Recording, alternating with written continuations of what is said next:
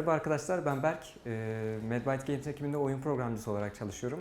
Ve bugün sizlere serbest düşüş, paraşüt mekaniklerimizi nasıl yaptığımızı, bu mekanikleri yaparken ne gibi sorunlarla karşılaşıp bunları nasıl düzelttiğimizi anlatacağım. Facebook ve YouTube yorumlarından gördüğümüz kadarıyla uçaktan telif yememizle ilgili endişeleriniz olduğunu gördük.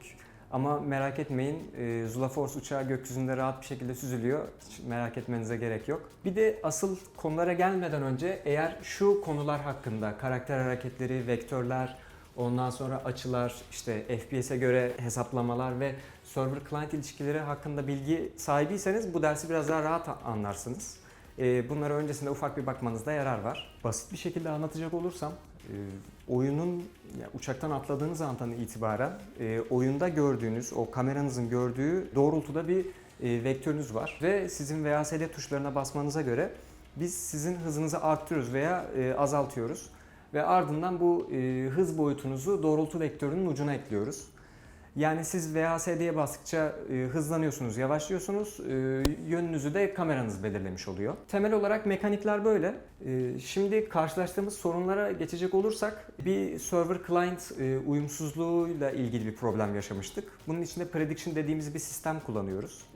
Eğer server ve client ilişkisini biliyorsanız ikisinin de farklı FPS'lerde çalıştığını bilirsiniz. Aslında burada server esas olandır ama mesela server'ınız 30 FPS ve client'ınız 60 FPS çalışıyorsa bu server'ın size 2 frame aralıklı, 2 frame kayıpla cevap vereceği anlamına gelir.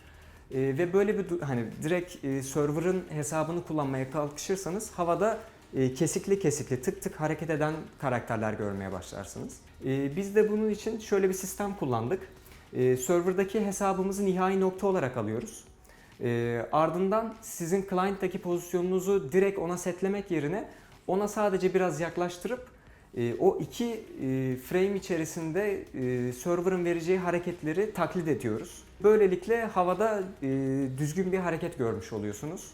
Bunu da yaptıktan sonra fark ettik ki anlık FPS değişimlerinde karakterimiz havada titriyor. Bunu çözebilmek için de Time Step Smoothing diye bir sistem kullandık. Bu sisteme göre sizin bilgisayarınız diyelim ki 60 FPS çalışıyor ama anlık o sırada 30 FPS çalıştı. Ve bir anda 33 FPS'e fırladı FPS'iniz. Böyle bir durumda makineniz 33 FPS'e çalışmaya devam ediyor. Fakat biz hesaplarımızda bu 33 FPS'i kullanmıyoruz da ayrıyetten oluşturduğumuz bir time step datamızla birlikte bunu sanki anlık 33'e çıkmış değil de İlk frame'de 31, sonra 32, ardından 33'e geçmiş gibi hesap yapıyoruz. Böylelikle karakteriniz anlık büyük hareketler yapmıyor da yavaş yavaş o hareketleri yapıyor. Böylece düzgün bir akış elde etmiş oluyoruz. Battle Royale'da serbest düşüş ve paraşüt mekaniklerimizi böyle yaptık ve karşılaştığımız sorunları da bu şekilde çözdük. Merak etmeyin, Battle Royale çok güzel olacak. Sadece biraz daha sabretmek lazım. Kendinize iyi bakın, görüşürüz.